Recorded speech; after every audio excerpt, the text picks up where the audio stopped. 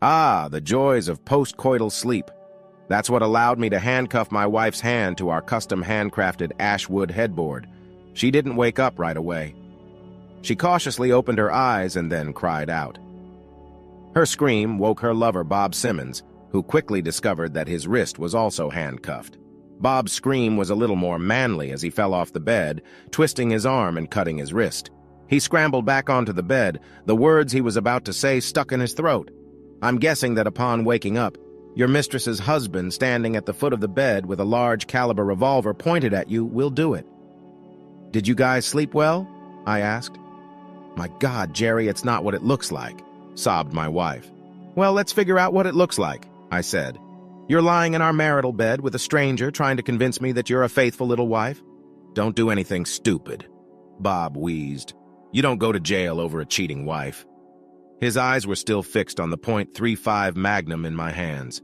That made sense, as I was shaking a little with rage and sadness. Here comes the man you decided to leave me for. If you were still my wife, I'd have to defend your honor, but since it doesn't look like it's going to matter anytime soon, I really don't care. Interesting that he still thinks so highly of you, I replied. Barb ignored both of our comments. Jerry, please put the revolver down and let's talk about this. That shithead isn't worth going to jail for, she pleaded. Wow, I guess the rose has really bloomed in this relationship, huh? He calls you names and you call him names. I thought you would treat him with more respect. After all, he's the one you thought it was worth separating us for. I replied sadly. Jerry, we're not breaking up. I screwed up big time, but we can get through this. I'll fix it, I promise, she sobbed. How are you going to do that? Are you going to go back in time and not sleep with him? Because that's the only way I can have anything to do with you in the future. I loved you so much. My life would be hell if that happened. I don't want to go back to that place again, but if the alternative is to live with an unfaithful bitch, what are my options? I asked. I put the revolver to my temple. Maybe it would be easiest to just pull the trigger like this. I'd end the pain, and you'd be free. Jerry, no! She screamed. Do it! He shouted. I slowly lowered the revolver. An idea hit me. I opened the drum of the revolver and pressed the piston to release 6 rounds. They fell to the floor. I bent down and picked one up. I heard a grunt as the asshole tried to break the headboard it was attached to and failed. What a loser. He calmed down when I picked up the lone cartridge.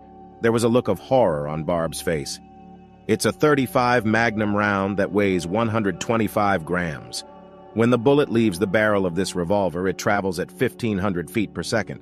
When it hits something hard, it flattens out and nearly triples the area of impact it can damage. Even if you survive the impact, it will certainly create a wound that will make you bleed to death, I said, making sure I had their attention. I inserted the cartridge into the drum. Barb, you know how much I loved to gamble before we met. In fact, it nearly ruined us in our first few years together. I stopped for you. Don't get me wrong. I benefited from stopping, but I only had the strength to quit because I loved you so much, I said sadly. I tilted the revolver back a little and spun the drum, while it was still spinning when I flicked my wrist and slid the drum back into the revolver. Since I really don't know what to do, I'll let chance decide. The finger of fate, if you will, I said. I slowly pointed the revolver at her lover. Since Bob is the guest of honor here, I feel I should start with him. Would you like me to record something for your wife or daughters, Bob? I asked. It's going to be very lonely in that house at 726 Maple Lane if you end up eating that bullet, Bob. Your wife Allison and your twin daughters Zoe and Chloe will be devastated enough when they see the package my investigator sent them. I thought about sending some less pornographic pictures, but decided that your girls need to know exactly what you were doing late at night at the office. I also took the liberty of including pictures of your other 2 sluts, just so she gets the full picture.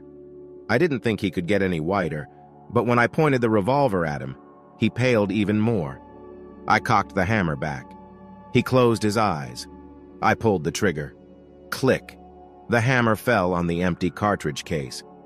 I thought he was going to faint, but he came to his senses. Sure enough, the sheet around him started to turn yellow as he wet himself. You survived this round. Maybe you'll see your pretty daughters again, I replied calmly. I pointed the revolver at my wife. How about you, Barb? Are you ready to meet your maker? You went to church last Sunday. I assume you confessed your sins. If you die today without being able to confess, will you go to heaven or will you still go to hell? Unless things have changed, is adultery still considered a sin in your religion? I asked her. Yes, she whispered with her eyes closed. I'm sorry, what did you say? I asked her. Yes, Jerry, adultery is a sin. It's a sin against your spouse, and it's a sin against God.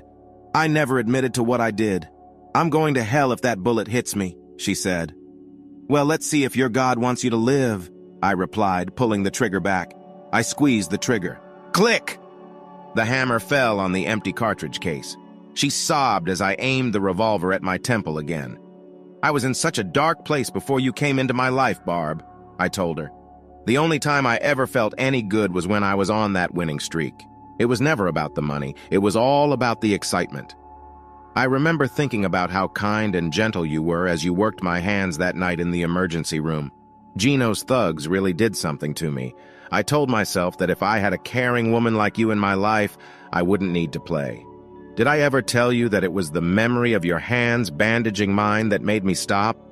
I paid off Gino that night, and to this day, I have never gambled again. I know that life without you will be hell. You're my rock. If that bullet hits me, my suffering will end. You won't be able to hurt me anymore. I almost want that to happen, I told her quietly. She sobbed as I pulled the trigger of the revolver again. Click! The hammer fell on the empty cartridge case. My wife screamed. Damn it! Bob cursed. I pointed the revolver at my lover. Since this may well be your last moments on Earth, Bob, please tell me why you go after married women. I really don't understand it. Your wife is attractive and your daughters seem charming. Why? I asked. Please, boy, don't kill me, he begged. I shrugged and pulled the trigger back with my thumb. He suddenly burst into tears. It's all about the chase, finding what turns them on and then playing them off. Your wife was a little displeased with you. In any married life, even a very good one, there are rough edges and mutual grievances. All I had to do was emphasize a little bit how helpful and sexy she was, and she lusted after me. Anyway, this was going to be the last time. Once I fuck another man's wife in her husband's bed, the game is over and I win, he sobbed. This guy looked like he was in some kind of trouble.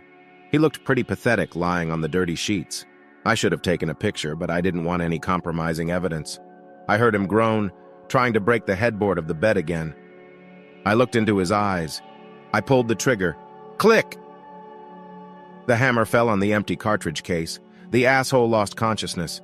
I raised the revolver and pointed it at my wife. Well, it's either you or me.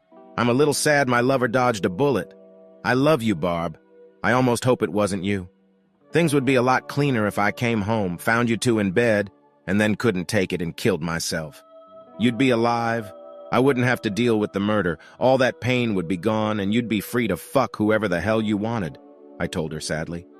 She tried to remain calm. At this point, we were both hanging by a thread. Jerry, please stop this. You've made your point. Bob passed out from fear, sitting in his own urine. You win. Put the gun down, and we can convince Bob not to press charges. You didn't do anything that can't be undone. I want to stay with you, but if you put the gun down, I promise to sign any divorce decree you present to me. If I can convince you to leave me, I'll spend every day atoning for my sins. Please don't do this, Jur, she begged. Barb, I don't think I'm Jerry anymore. When I found out what you were doing, I was so angry. And then I found out you did it in my bed. Well, something inside me died. I think right now I'm the finger of fate. Let's see if it's your time, shall we? I pulled the hammer back with my thumb. I pulled the trigger. Click! The hammer fell on the empty cartridge case.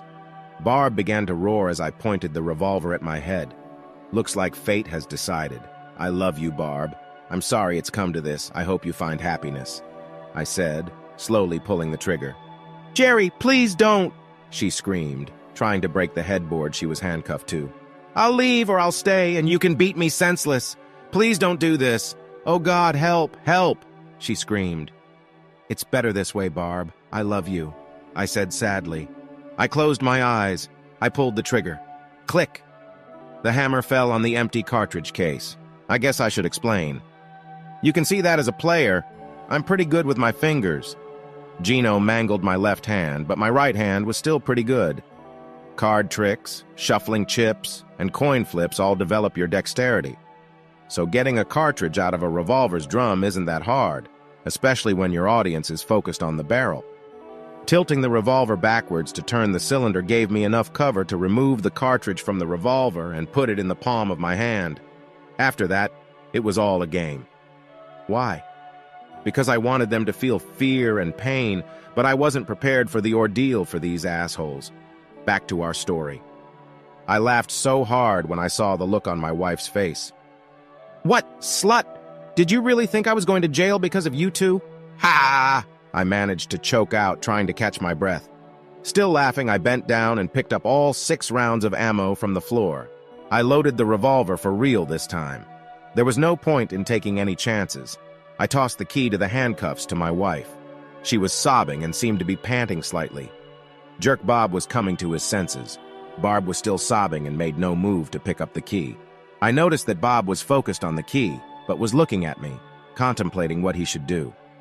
"Take the key, asshole, get your clothes and get out of here," I told him. "Think of it as a lesson learned, Bob. Right now you're allowed to live, but if I hear anything from the cops about today, I'll kill you and your family in the most painful way possible. If you keep your mouth shut, it will save not only you, but your wife and kids as well," I told him in my most serious tone. Would I really do that? Hell no. But I hope Bob thought I was being serious. Otherwise, I could have gone to jail for more than a few years. When all was said and done, Bob never said a word about what happened. Barb was devastated, but signed the divorce papers without any complaints. It helped that it was a pretty fair deal in terms of money. The only thing I asked for was my grandmother's wedding ring, and that she get her maiden name back. She moved to Grand Rapids and sends me birthday wishes on Facebook. It doesn't look like she's dating, but I don't look at her social media page. I wasn't kidding when I said I loved her. I still get furious sometimes about what she did to me. But I've moved on.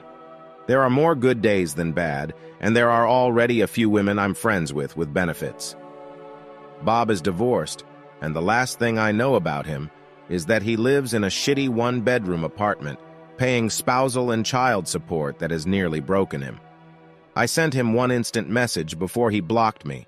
I texted him that if he wanted to end it, he could borrow my revolver.